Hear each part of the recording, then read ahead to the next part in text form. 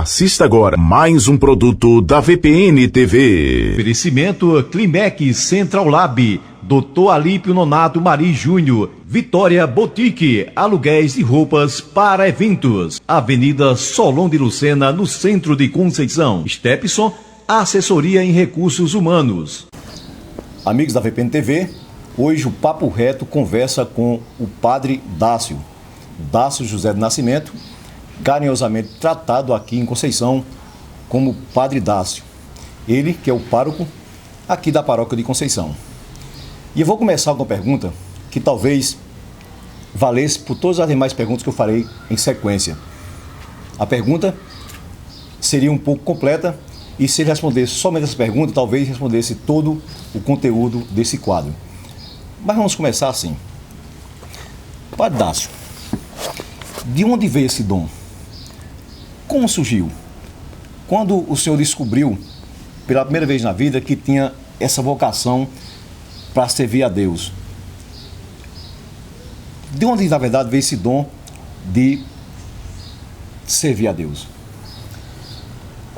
Então, nosso olá a todos aqueles que nos acompanham por esse momento, Papo Reto, né, esse quadro interativo, que é o canal, não, VPN TV. O VPN TV, né, proporciona para conhecimento de todos, né, de algumas pessoas, exatamente para a gente partilhar também nas redes sociais esse momento de interatividade. Bom, a minha vocação ao chamado sacerdotal, a ser padre, poderia dizer, coisa que nasce do berço, né? Eu sou menino de igreja, criança de igreja, desde cedinho, de pequeno mesmo, era sempre presente na igreja, na catequese. Coroinha? Não, nunca fui coroinha. Posteriormente pode ter até um adendo a respeito disso, mas nunca fui coroinha, mas sempre fui menino de igreja. Catequese, estava ali toda a missa dominical, todos os momentos devocionais que se tinha na paróquia, estava presente também, participava dos corais infantil, do coral de jovens, né, e sempre integrado ali na vida de igreja. Mas a vocação mesmo, e sempre pequenininho eu admirava o padre que tinha lá, o padre Frei José Maria, que há algum tempo passou também por aqui pelo Vale do Piancó, em Itaporanga, né, passou um tempo, e foi padre 10 anos lá, e sempre aquela figura do padre me cativava, né, ali está no altar, celebrando a missa. E eu sempre tinha em mente, desde pequenininho, que eu ia ser padre. Um dia eu chegaria a ser padre, né? Desde pequeno eu tinha isso em mente.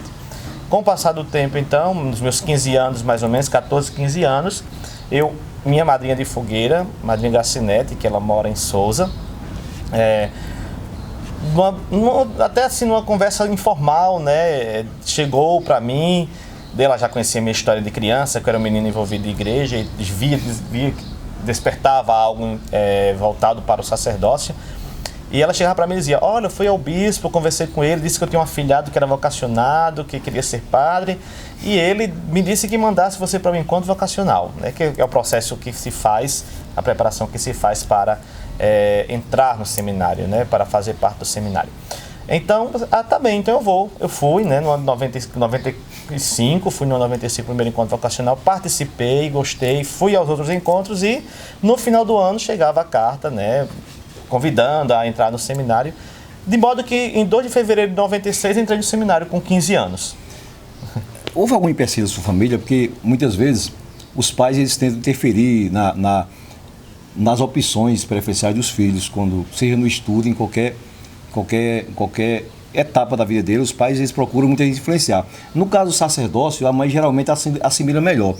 Em contrapartida, o próprio pai, às vezes, ele diz: não, eu criei meu filho para ele casar, ter filhos.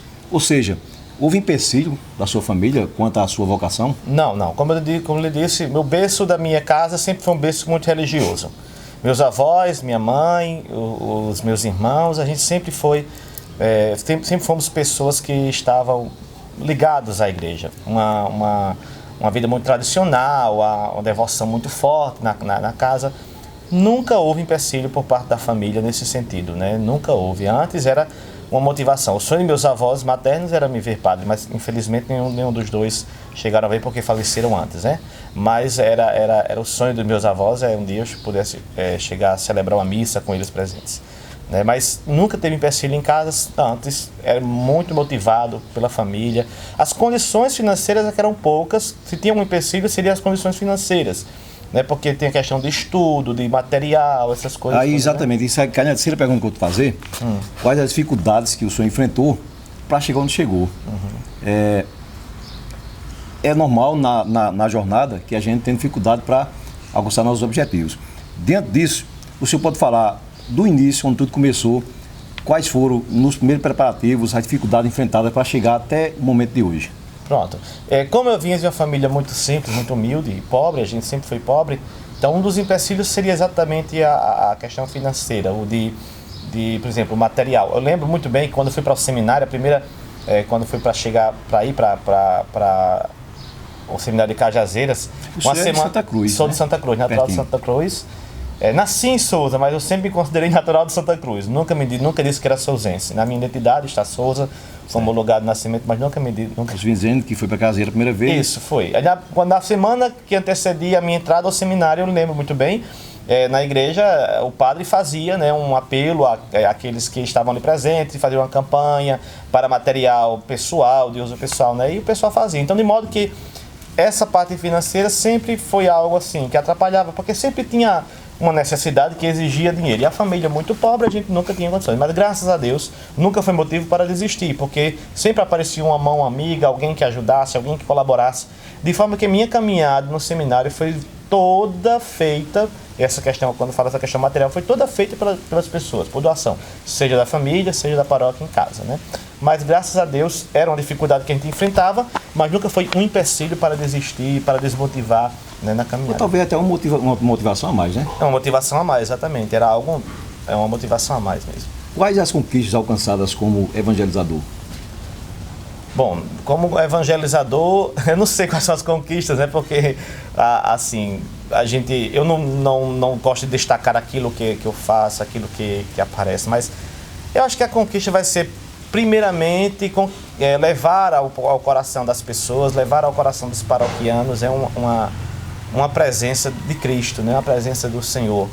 E especialmente essa presença assim, afável, amiga, né? Companheira. Eu acho que dessas conquistas, né, que a gente leva na caminhada sacerdotal, né?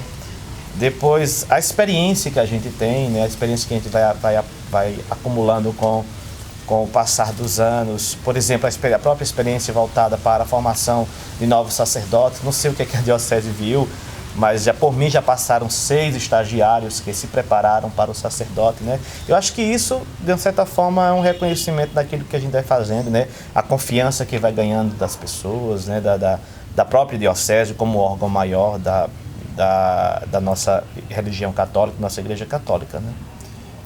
Uma coisa se tornou visível com a sua chegada aqui na Paróquia Conceição. Eu particularmente percebi ao longo desse tempo, são 5 anos daqui. Isso, completou 5 anos agora, dia 12 de julho. Veja bem, eu percebi que o senhor conseguiu engajar os jovens na igreja. Qual o segredo disso? Como o senhor conseguiu, através até de um dom, o carisma que o senhor tem, engajar, na verdade, a juventude e, no geral, a população, os fiéis, né? Trazer de volta para a igreja? Eu acho que, assim, tudo o que a gente faz não é mérito nosso.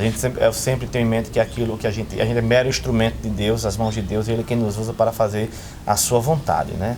E movidos por uma força maior que é a força do seu Espírito, que é Ele mesmo presente em cada um. Então, eu penso assim, eu percebo que as pessoas procuram exatamente esse espaço onde Deus possa estar presente. Então, particularmente, o que é que eu faço? É tratar todos afavelmente, né? Dar abertura a novas experiências, a pessoa não resistir a certas ideias, Por exemplo, alguém chega com uma novidade e coloca todo aquele papo, aquela coisa, a gente vê se a notícia é boa, se o momento é bom para fazer, mas assim, sem colocar muita resistência naquilo que surge.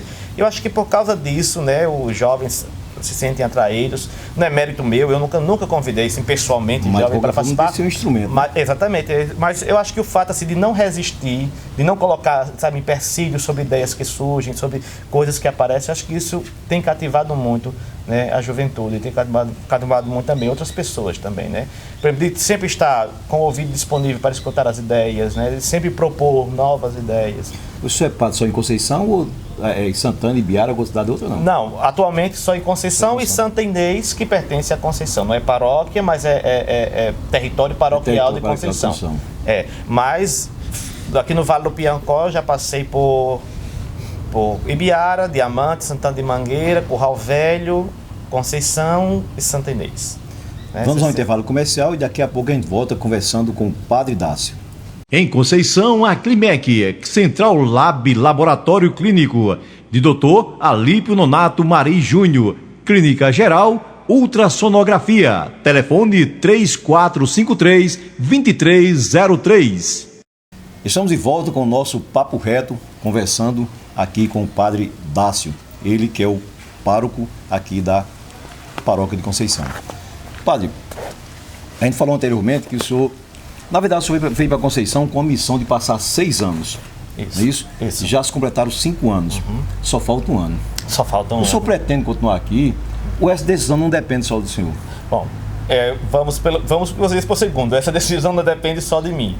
Vontade a gente tem porque a gente cria, de uma certa forma, um faz vínculo. Laços, né? Faz laços de amizade, cria um vínculo com a própria paróquia. A vontade a gente sempre tem de permanecer naquele lugar. Mas duas imposições evangélicas são colocadas sobre mim, né? Especialmente, pessoalmente comigo mesmo. Um é aquele pensamento que Jesus disse quando os 2 discípulos vão atrás dele para saber onde é que ele mora, e ele diz, as raposas têm suas tocas, os pássaros do céu têm seus ninhos, mas o Filho do Homem não tem onde reclinar a cabeça. Portanto, a paróquia não é meu lar fixo, né? É meu lar de passagem, meu lar de evangelização.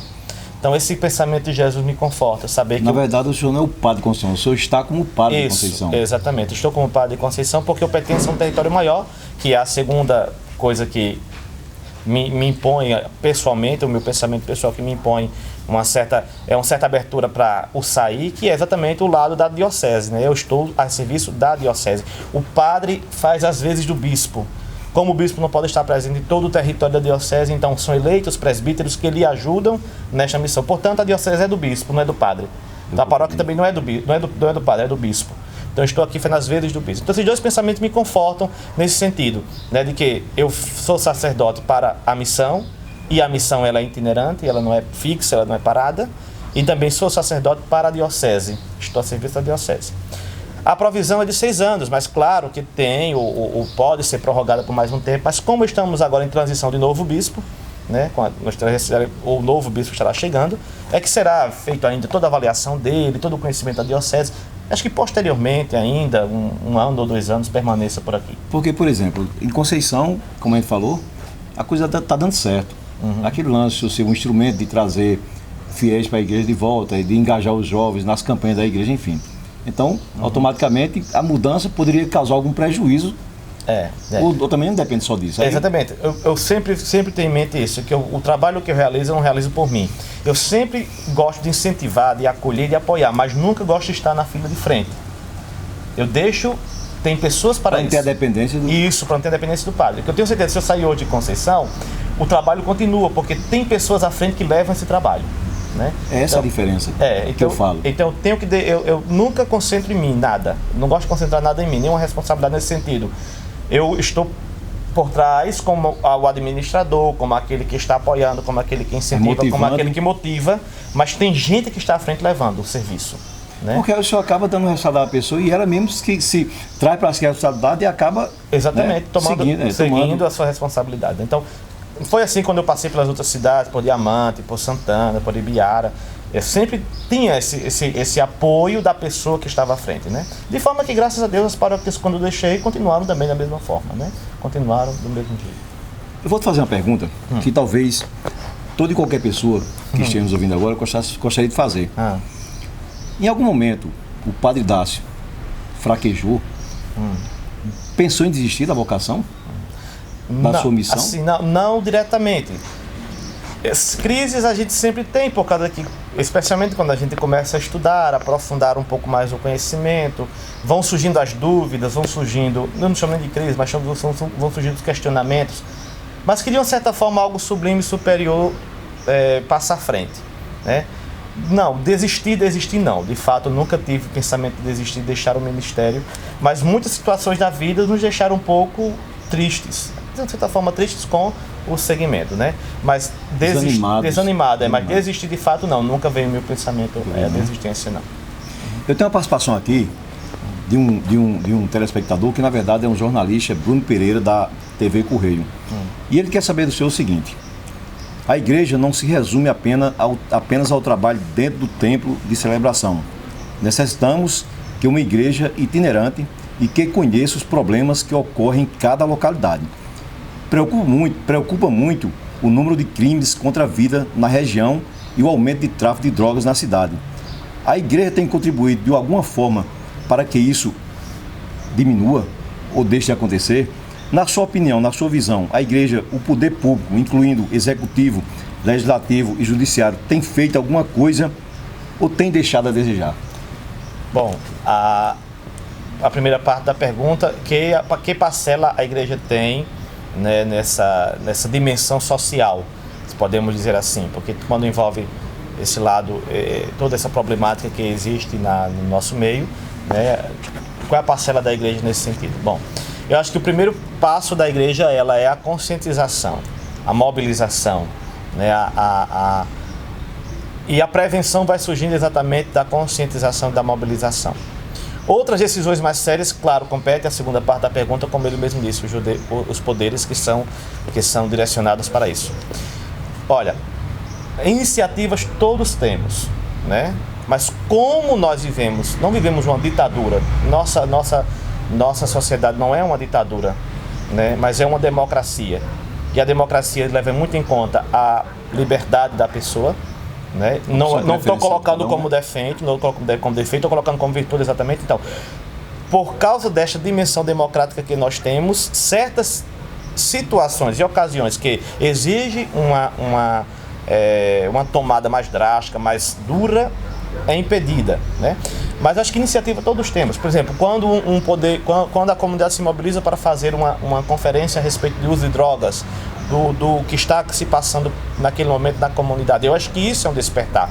Agora, a gente não pode chegar em certos casos particulares e tomar uma medida drástica porque fere a liberdade do outro, né? E nem pode tomar na verdade, o direito de um termina quando acaba o do outro. Quando acaba o do outro, exatamente. E nem pode, a gente pode até conhecer algum, digamos, mas você sabe que tem fulano que incentiva isso, você sabe que tem ciclano que vende tal coisa em tal lugar. Bom, mas isso são suposições. A igreja não pode chegar direcionada a essa pessoa e dizer, olha, você está fazendo isso e acusá-la de algo que ela não tem provas, como a justiça também não o faz, né? Mas eu acho que o primeiro passo, essa mobilização, essa conscientização, esse fato de levar os jovens, incentivar os jovens a se afastar dessas coisas nocivas, isso a gente tem feito. Já está incluído, na verdade, nas campanhas da igreja. Por exemplo, a catequese, na minha visão, é de fundamental importância exatamente para ir para a combate do crime, porque começa na infância. Começa na infância, exatamente. A igreja tem sempre essa dimensão que ela chama a parte social, né? Ela está engajada em um mundo com seus problemas, com suas dificuldades, e não é indiferente a esses problemas, né? Então, é nesse fato, na conscientização, na orientação, né? no mostrar aquilo que é nocivo, no dizer aquilo que é prejudicial, no pedir para evitar tais situações que ela age. Sem posição, né? Sem posição, exatamente. Nós tivemos, alguns anos atrás, exatamente uma das campanhas da fraternidade da igreja foi voltada exatamente para o uso de drogas, né? Vida sim, drogas não, era o tema. É anual, né? Todo ano tem. Geralmente a campanha, só interferindo um pouquinho, a campanha ela vai abranger exatamente a problemática atual. Isso, ou seja, se é droga nesse momento, ela a igreja procura a campanha, né? Direcionar para o problema atual. Exatamente. Então, essa parte de conscientização eu acho que ela tem feito, e tem feito bem. Agora, essa parte de ação já não depende dela, depende dos órgãos próprios para isso, que também tem seus limites. Que também não pode agir de forma incisiva, sem ter toda uma investigação, sem ter toda uma aparelhagem, né, por trás, né? E, por exemplo, até nesse fato, o que conta muito é a denúncia, né, a denúncia de certas ocasiões, mas muitos também temem denunciar, exatamente pela situação que a maior dificuldade da polícia, na verdade, dos órgãos, é exatamente as pessoas não denunciam. Não denunciam. Aí dificulta. A pessoa reclama, mas na hora de denunciar, dar o nome, ninguém vai. Ninguém vai, exatamente. E ela só pode agir se tiver isso. Não pode agir sobre suposição, sobre uma ameaça. Não pode. Ela pode agir se ela tiver certeza. Isso, né? isso. Fazer certeza. Outra telespectadoras da VPN TV quer saber o seguinte: qual a visão do padre, né? Na verdade, do padre não. Qual a visão da igreja diante dos diversos escândalos que têm ocorrido na própria Igreja Católica sobre o tema é pedofilia. Pedofilia, sim. Sempre foi uma chaga na igreja esse tema, porque assim, é um campo onde não se deveria ter de forma nenhuma, porque a igreja é aquela que representa o Cristo na terra, e um dos mandamentos de Cristo é acolher as crianças, né? Nós impeças de entrar no reino dos céus. E eu acho que a pedofilia é um crime que macula essa vontade de Jesus, né? Essa vontade de Jesus. Não partiremos para casos particulares, porque cada caso tem o seu caso, cada situação tem a sua situação. Isso. Mas o geral. E também não podemos amenizar aquilo que acontece. Nem sim diferente ao que acontece, de fato acontece. Mas a igreja ela é muito radical nesse sentido, né? É muito radical nesse lado da pedofilia. Como é a lei civil, assim também é a lei na igreja. Alguém é acusado, especialmente um ministro ordenado, é acusado de pedofilia e é comprovado. Automaticamente a igreja o afasta. O tira de sua função de padre, o tira de sua paróquia e o deixa recluso, né?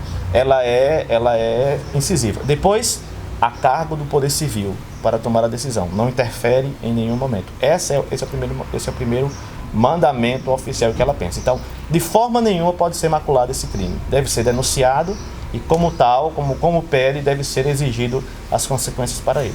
Porque, como um cidadão comum, o padre também é um pecador, né? Ele não está acima de Deus, né? Ele, na verdade, acaba pecando também e é normal em qualquer segmento um erro, né? Um erro, exatamente. Mas, assim, nesse sentido, mesmo esse erro, como a gente disse, a igreja não suaviza. Não suaviza. É o pecado, o crime de não pedofilia... Compactua, não é isso? Não compactua. O crime de pedofilia é tão rígido a sua punição quanto é como o civil. A igreja também, ela é muito incisiva nesse sentido. E esses últimos dias, esses últimos anos, tem sido muito taxativa nesse sentido, né? Foi caso de pedofilia, não tem conversa. É tirado do ministério. Provado, né? Provado. Que fundamentalmente importante é que se prove. Provado. Foi caso falando aleatoriamente. Não, exatamente. Ela toma essa decisão diante do crime provado. Que aí cabe o princípio do direito, da defesa, né? Da defesa da igualzinho pessoa. Acontece na justiça, né? Exatamente. Uma decepção. Uma decepção. Jogo rápido é aquele bate-bola. Decepção. Uma decepção. Eita, assim pegou surpresa. Eu sou muito fácil de me decepcionar com as coisas, sabe? Assim, eu sempre procuro... Você se entrega quando... Não. A uma determinada... A uma pessoa, por exemplo, se entrega, confia demais, enfim. Aí se entrega demais e quando ele se entrega acaba se decepcionando. Porque, na verdade, as coisas não são como a gente imagina. Né? Exatamente. Tem esse lado da confiança das pessoas. Mas mesmo assim, eu sou muito fácil de decepcionar. Sim, eu posso me magoar, posso me sentir, mas eu não consigo deixar de acreditar na pessoa. Sabe? Eu sempre tenho aquele pouquinho de confiança, saber que a pessoa não é aquela decisão naquela hora, não é aquele momento ali, né? Então, assim, situações fixas, uma decepção, eu não sei dizer. Tal coisa me decepciona. Mas situações me deixam tristes, me deixam um pouco assim, desanimados. Mas decepcionados, perdeu a confiança, não. Por falar em tristeza, uma tristeza. Uma tristeza. Uma tristeza, deixa eu ver aqui.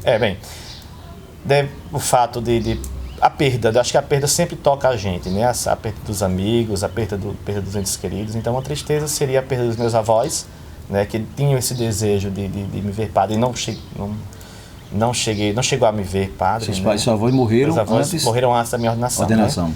Então, de certa forma, isso me deixa triste, né? Por sinal, pelo que você está falando aí, foi que mais incentivou foram os seus pais, que o senhor falou no início. Meus avós. Aliás, seus avós, desculpa. Meus avós, porque meus avós maternos, como nós nascemos, eu perdi meu pai muito cedo, né? Com 4 anos e 9 meses eu perdi meu pai.